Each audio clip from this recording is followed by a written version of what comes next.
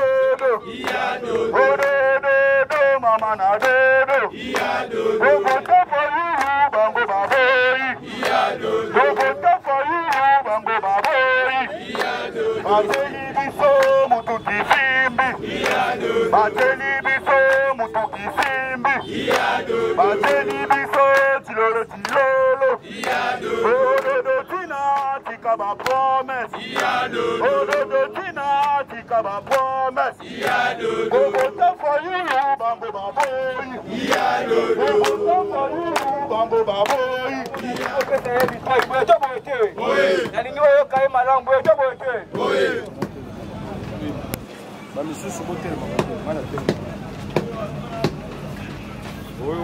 Avant de kontakoza maloba fallait pas animer bote ya zali mopaya te na kati ya funa zali mokonzi mais na kati ya funa alongwa en tant que responsable ya funa bote akoma likolo azali responsable ya sport et loisir bote koko betaka bale kontate biso miniki bote koko zali boxer kontate biso sikoyo bote enga azali na droit ya kokenda ta poto ate États-Unis po pesa message ya mboka azali national bote mais kobosana te azali national mazali candidat député national na kati ya funa bote ezali mabele na ye bote matana mabele na ye kole kopesaka ye lembene na ye bote dodo mama na dodo dodo mama na dodo go vote for you bango baboy go vote for you bango baboy bateli biso tilolo tilolo bateli biso mutuki simbi ododo mama na dodo ododo tina tika bisalela ododo tina tika lokuta ododo mama na dodo ododo papa na dodo ododo tina tika ba promesse obango bakanisa kitoko zombisale peple obiso nyasa likula moto bakanisa kitoko zombisale peple obiso nyasa likula moto ezala bakongo obiso nyasa likula moto ezala bashahidi obiso nyasa likula moto ezala baluba obiso nyasa likula moto obiso tozangi mokate okona biso kongoe obiso tozangi papate okona biso fayule obiso tozangi maite na biso fevie obiso tozangi mbapete na biso maile obiso tozangi visite obiso tozangi visite politique ya Mike Sembo boete azali fils politique ya Martin Fayulu boete la mouka ne tombera pas la mouka ne tombera pas la mouka ne tombera pas olingi mokonzi aloba aka mokonzi aloba ifale eloko esani asilekanga boete asekei aye akopasa te on a décidé ntango Lionel Mbapa azwi megafoni mpona kopasa teke beta maboko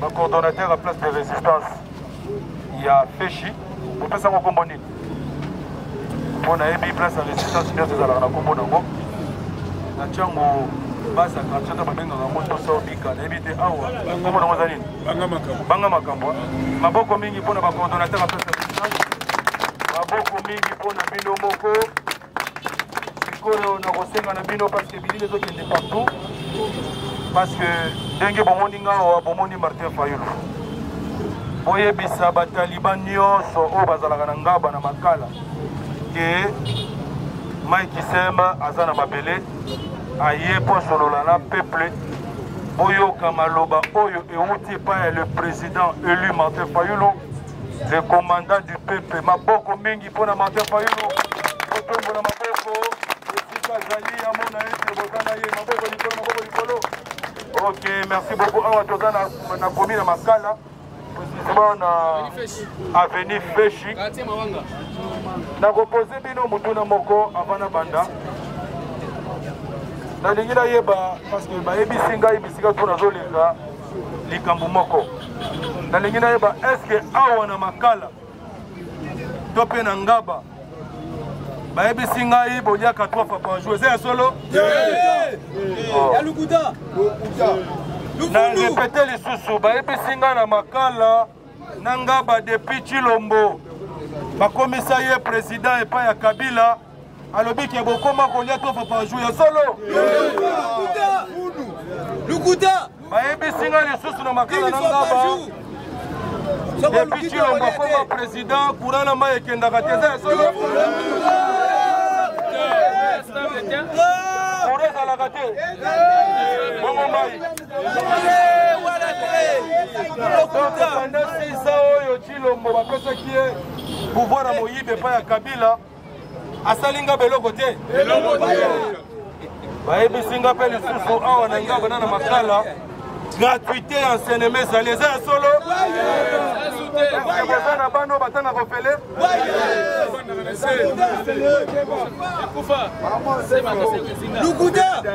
Ok, wana bino moko bo répondre parce que biso tolingaka te to soki tozoleka na itando eke ntango tozoloba makambo ezouta na base baloba ete te bato wana bazosala spéculation to mpe eza lokuta bino moko bomoni toza na Ngaba awa balobi wuta Chilombo bapesa ye bokonzaki moyibi epai ya Kabila na Ngaba bazalaka na courant te bazalaka na mai te pe gratuité ya enseignement na Ngaba ezalaka te na Makala ezalaka te. Sikoyo boyoka nazalaki na Selembao na Tiambu bayebisi ngai Kabila atikelaka biso délestage ya courant mais kasi Chilombo atikeli biso to pa komisi biso na délestage ya kolia ekomi soki lelo bakulutu balie lobi ekozala turo baleki parce que kolia même une fois par jour ekomi basi eza ya solo pesa ya lokuta donc congolais kopi kolia na délestage eza ya solo pesa ya lokuta bon mais bokomona Kabuya Chilumbai Kazadi Kabongo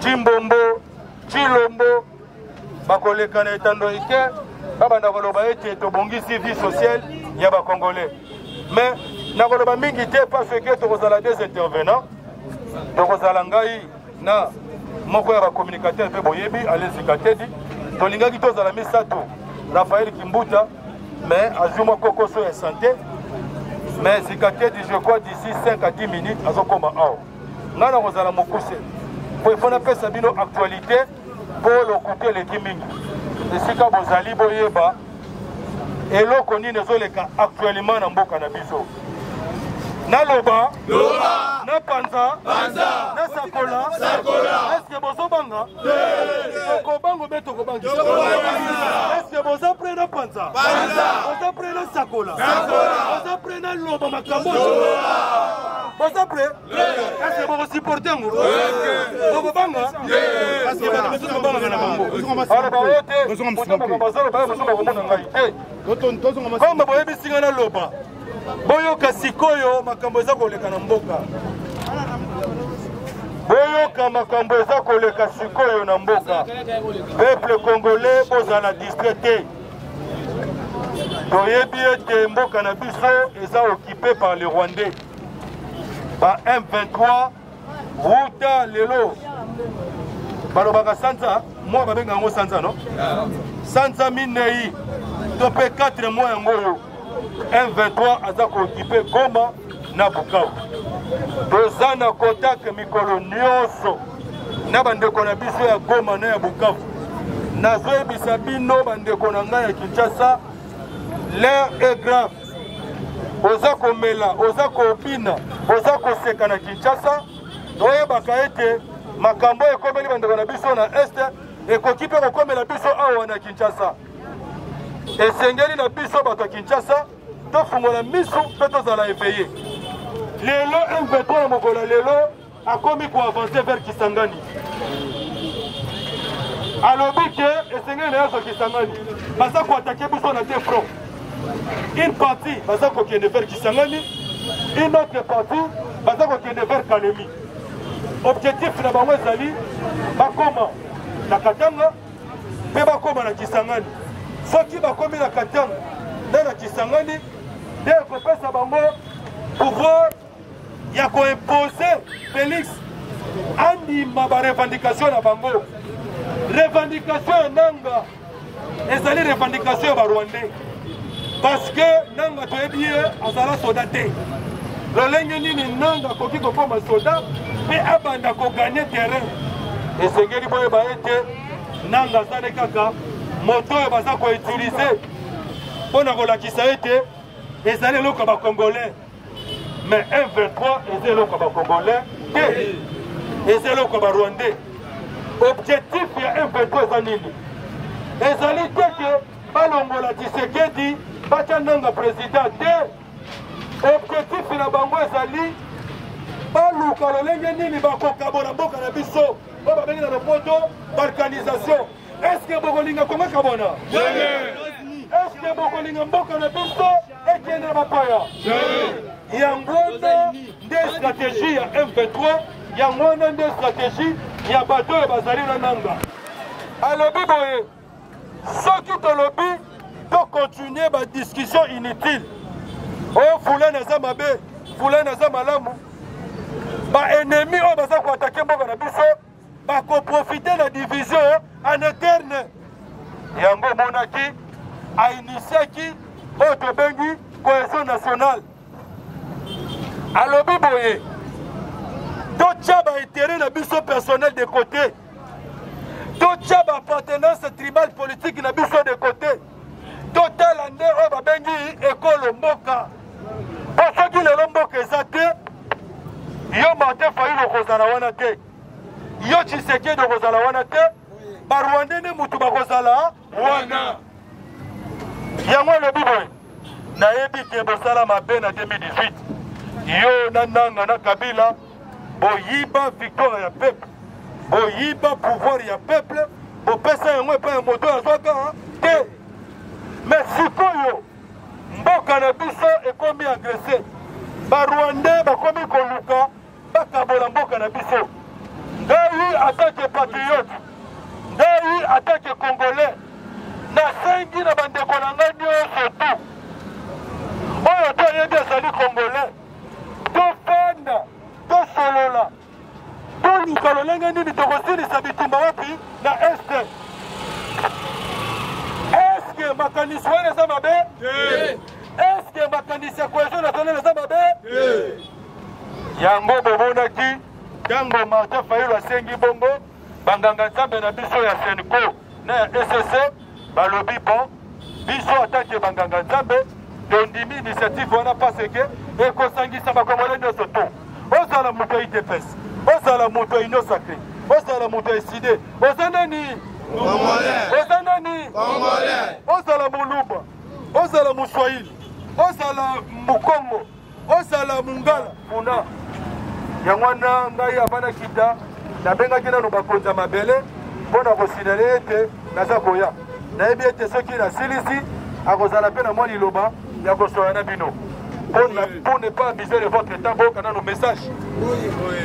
Nalobi boye ntango topesi makanisi wana ya cohésion nationale, Martin Fayulu atali te ke na Union Sacrée bamiyibi bazali, atali te ke nanga ndenge aza wana azoboma bato, atali te ke Tshisekedi ndenge aza wana ayibaka bokonzi, atali te ke Kabila na nanga mutu basalaka ete bayiba victoire à peuple, mais a privilégié oyo tobengi intérêt national, a privilégié oyo tobengi mboka. Alobi bandeko na ngai boya tofanda totala lolenge nini tokosilisa bitumba wana parce que bato baza koagrese biso baza bakongolais te, ce sont des Rwandais. Bandeko na ngai nazalaki na contact na bandeko ya Goma na bandeko ya Bukavu, nazoyebisa yo bokolo oyo ba M23 bakolonga na bazone wana tokokuta ba force commune bazoboma chaque jour, bazoboma chaque jour. Et puis bateau bazana kati ya Goma Bukavu, ce sont des militaires rwandais. Ce sont des militaires rwandais. Bako sabinote. Bakongolais bazana makambo wana te. Pona ko luka ba pesa yango image ya bakongolais, bazui nanga bache wana, bazui Wilingoma, bazui Henri Magie, bazui Soki Benane et tout ça, babu botala. Bon bazana bakongolais te bazana. C'est la même chose. Na 2002, Jean-Pierre Bemba tango Simbaka Minduki. Akendanga ko luka ba Rwandais na ba Ugandais ba soutenir ye. Bemba zalaka soldate. Makasi ni na zoka pointe a banda ko gagner ba territoire ti a occuper une grande partie équateur. Et ça lui parce qu'ils ont un soutien militaire et ougandais. Or, Ouganda na Rwanda, les alliés Bamboka Oyo, Bandakala, Outa indépendance, Baluka Gaïté, parce une partie à Nini, Yamboka na Bisso. Bakokota, Bakoboma, Bakokota, Bakopiller, les ressources na Bisso, Bakobanakotéka Yango, Bakobanako exploiter Yango illégalement. Ne omoni Bangamatan Barabibo. Et Sengeli na Bisso. Kabila, Fayulu, Tshisekedi, Nanga, bato nyonso wana oyo bamoni ke balingi balingaka Congo tovanda tosolola tomilobela bavérité toluka ndenge nini tokosilisa crise politico-sécuritaire oyo eza na mboka na biso. Crise oyo eza kaka sécuritaire te bakosa bino te, ezali crise politico-sécuritaire. Quand je dis politico-sécuritaire elingi oloba nini? Crise politique, oui, na illégitimité de l'institution. Bateau, la bourse, l'élection 7 jours. Oui, ça la maté, attends, la bamboka misous. Bah, côté la bourse, tu l'ombo. Crise, il y a légitimité, il y a un crise politique. Bah, frustration, oui, dans l'élection. La crise politique, n'est pas ça, la crise de sécurité, c'est la nini, et botama. Nazonga yuwa sima pona mega boyamula bino poke boyeba.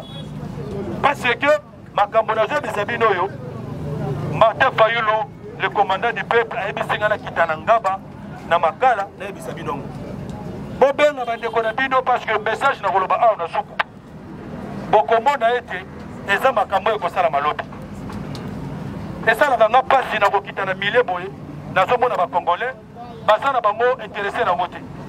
Papa Tozo Koufa, mais ya Kotala. Tozo Koufa, mais Toza Kotambola. Soko Tali, Lolenge Boza Kofifa Manda Kunabino. Lolenge Toza Kofifa Ibisika Tofandi.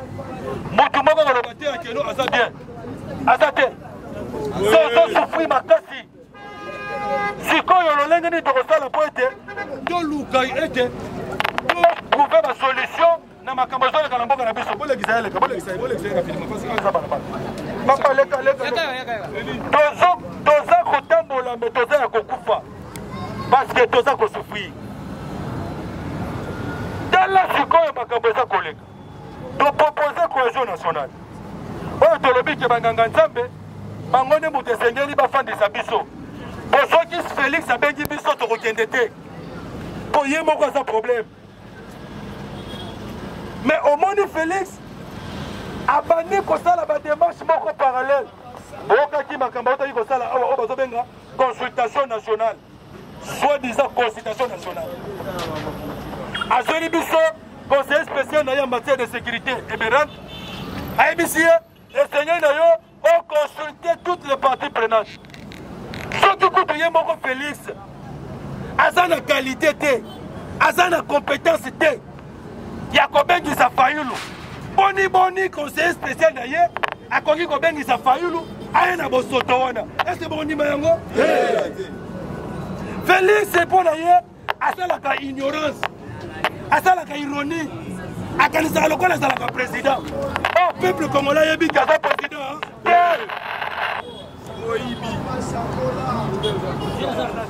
Et pourtant, bateau da votaka Fayulu. Ngai na yo. Toyebi Chilombo à sa président.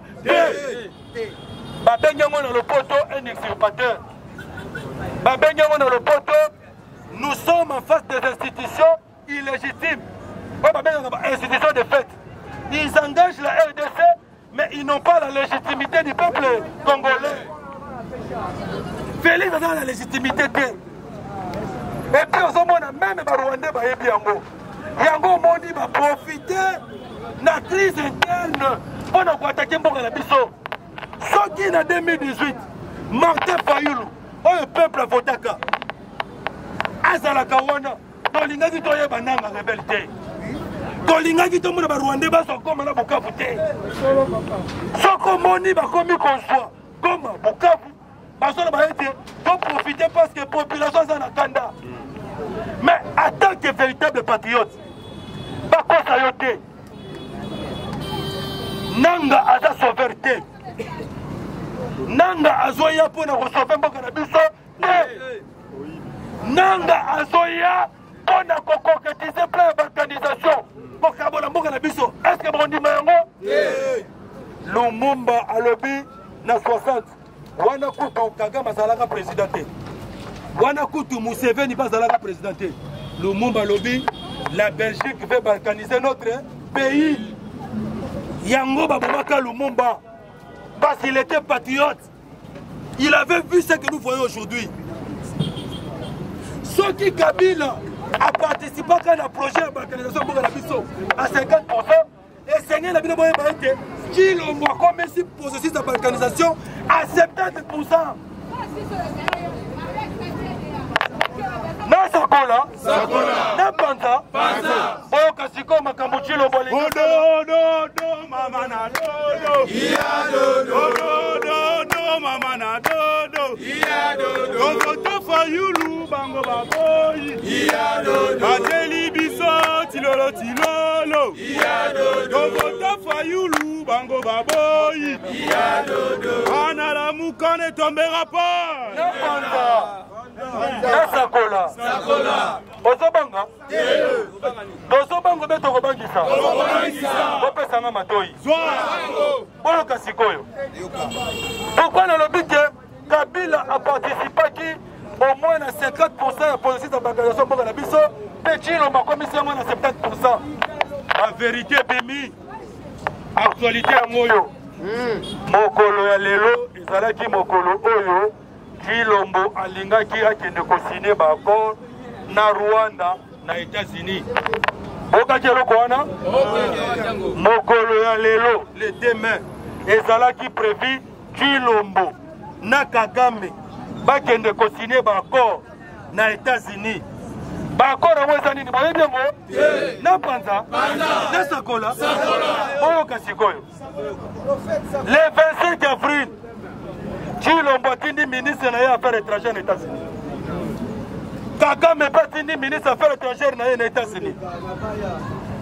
Parlement est de l'autre côté. Aujourd'hui, Assemblée nationale, Sénat, est de l'autre côté. Tout le monde a dit ministre affaires étrangères, il y a RDC, il y a Rwanda, ils ont signé déclaration de principe. Oh. Rwanda mutaza ko agresse mboka na biso. Rwanda mutaza ko bomba. Rwanda mutaza ko occuper mboka na biso. Mais makamuni no toza ko mona na États-Unis. Tomoni ministre Chilombo. Mama Wagner, yoka koma mu Wagner. Est-ce que Congolais combat Wagner ezala? Jamais. Congolais combat Wagner ezala? Non, ça combo. Kagame petini ministre des Affaires étrangères. Bakutani wepo des États-Unis. Parlement est évité. Congolais est évité. Mais quand on peut baquer au sol, on est évité. Bakomi kuna, oh, t'as signé déclaration de principe. Oh, non, na Rwanda. Oh, vous signé aux États-Unis, mais na Rwanda. Rwanda, oh, y'a ça ko bomba. Rwanda, oh, y'a ça ko kipe mboka na biso. Rwanda, oh, y'a ça luka. A exploité illégalement les ressources naturelles à Bisso. Bon, qui a considéré la déclaration? Bon, ça va. Donc, mais là, non, moment, il mouquet. Donc, c'est la déclaration, et bima. Bah, il a consigné déclaration de principe.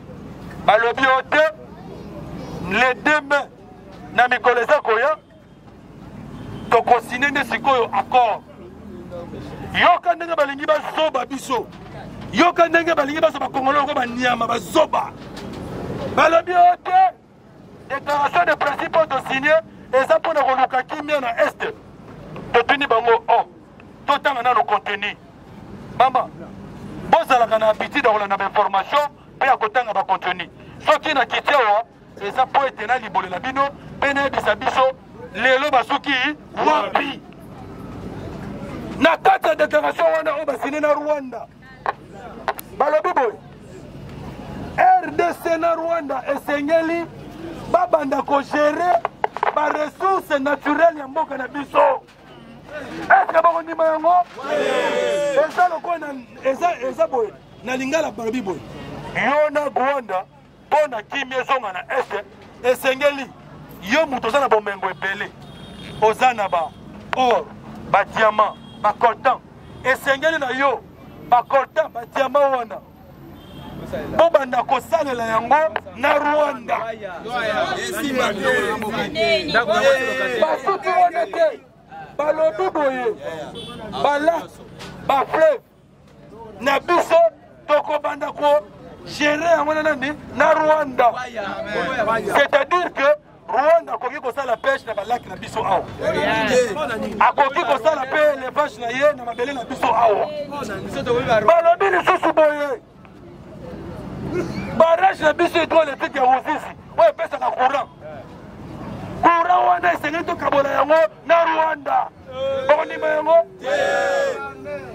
esengeli boyeba boye Chilombo asinyaka baaccord na Rwanda mpona koexploite or accord wana basinyaka mpona nini po Chilombo comme biso toza na or Rwanda aza na or te aki asinye baaccord na Rwanda soki or na biso toexploite yango na eta piti totindi yango na Kigali kuna basali raffinage nango soki basilisi raffinage nango après bateki yango libanda. Or entreprise de raffinage il y a or et ça 5 millions pamba. Est-ce que Congo est 5 millions pour ça l'entreprise de raffinerie sous prétexte il y a un raffinage à qui a signé accord yoka le soufou na tête de déclaration de principe wana Chilombo lobi boy doni miete ba réfugiés congolais au bazalaka na Rwanda bazonga na RDC papa tango bazo bango yo so mona mboka oyo eza kobundisa yo oyo eza koagresse yo netika be congolais ba Rwandais bakote na Kinshasa bazo boma ngai ngana kene ko se réfugié na Rwanda jamais bayebisi Chilombo et puis Kagame ke ba Rwanda banani ba réfugiés congolais oyo bakimaki bitumba na este baza wapi na Rwanda biso tolobi non bato oyo bino bozolinga bokotisela biso bozongisela biso baza bacongolais te bacongolais bakimaki bitumba na Rutshuru na Masisi bango nyonso tu bayaki kosekantone wapi na Goma lere Goma ekwayi misusu bakendaki na Bukavu na ngonga oyo bacongolais na ngonga oyo bacongolais oyo barefugie oyo bakimi bitumba baza na kati ya Rwanda te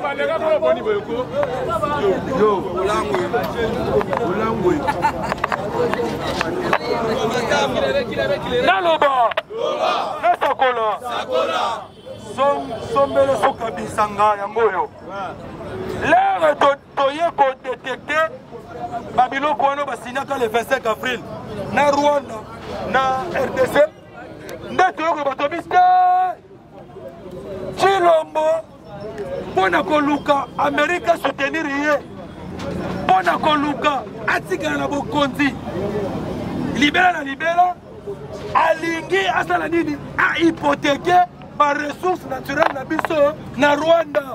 Est-ce que bakondima yango balobi o ndenge eza wana kimia eleki nyonso mais kimia eleki nyonso mais Congo eza ya koteka te.